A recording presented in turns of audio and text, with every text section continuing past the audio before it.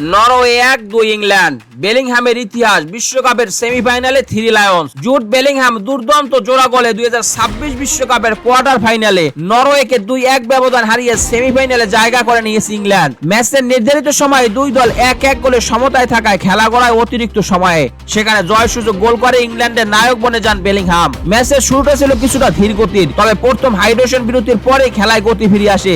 36তম মিনিটে ইংল্যান্ড অধিনায়ক Harry Kane নিজেদের অর্ধ থেকে বলের নিয়ন্ত্রণ হারালে সুযোগ কাজে লাগান নরওয়ে অ্যান্ড্রেস শেলড্রুপ। দারুণ ফিনিশিং এ তিনি নরওয়েকে 1-0 গোলে এগিয়ে দেন। তবে বিরতির ঠিক আগে সমতায় ফেরে ইংল্যান্ড। বক্সের ভিতরে ঢুকে আরিয়ান নাইল্যান্ডকে পরাস্ত করে দুর্দান্ত এক গোলে স্কোর লাইন 1-1 করেন জুট বেলিংহাম। সমতায় ফেরার মাত্র 2 মিনিট পরে ইংল্যান্ডকে এগিয়ে দেওয়ার সুযোগ পেয়েছিলেন হ্যারি কেইন। বেলিংহামের পাস থেকে নাইল্যান্ডের উপর দিয়ে বল জালে পাঠালেও অফসাইডের কারণে গোলটি বাতিল হয়ে যায়। দ্বিতীয়ার্ধে নরওয়ের তোরবিয়ং হেগেম বল জালে পাঠিয়েছিলেন, কিন্তু কর্নার নেওয়ার আগে এলিয়ট অ্যান্ডারসনকে ধাক্কা দিয়ে ফেলে দেওয়া এয়ারলিং হল্যান্ডের বিরুদ্ধে ফাউলের সিদ্ধান্ত দেন রেফারি। ফলে নরওয়ের গোলটি বাতিল হয়ে যায়। এরপর দুই দলই একাধিক সুযোগ তৈরি করলেও নির্ধারিত সময় আর কোনো গোল হয়নি। ফলে ম্যাচ গড়ায় অতিরিক্ত সময়ে মর্গান রজার্সের দূরপাল্লার শট পুরোপুরি নিয়ন্ত্রণ নিতে পারেনি নরওয়ের গোলরক্ষক নাইল্যান্ড। তার হাত থেকে বল ছিটকে গেলে দ্রুত রিবাউন্ডে ট্যাপ ইন করে ইংল্যান্ডের জয় সুযোগ গোলটি করেন বেলিংহাম।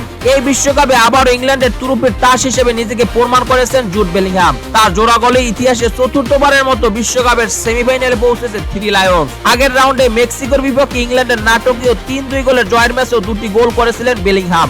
এর মাধ্যমে ব্রাজিল কিংবদন্তি পেলের পর বিশ্বকাপে টানা নকআউট ম্যাচে 2 বা তার বেশি গোল করা দ্বিতীয় সর্বকনিষ্ঠ খেলোয়াড় হয়েছেন রিয়াল মাদ্রিদের এই মিডফিল্ডার। নরওয়ের বিপক্ষে তার প্রথম গোলটি ছিল অসাধারণ দক্ষতার উদাহরণ। গুরুত্বপূর্ণ সময়ে গোলটি করে ইংল্যান্ডকে ম্যাচে ফেরান তিনি। আর অতিরিক্ত সময়ে জয়সূচক গোলটি প্রমাণ করেছে সঠিক সময়ে সঠিক জায়গায় উপস্থিত থাকার অসাধারণ ক্ষমতা রয়েছে তার। বেলিংহামের নতুন রেকর্ড, বিশ্বকাপে ইংল্যান্ডের হয়ে বেলিংহামের পেনাল্টি বিহীন গোলের সংখ্যা এখন 6টি।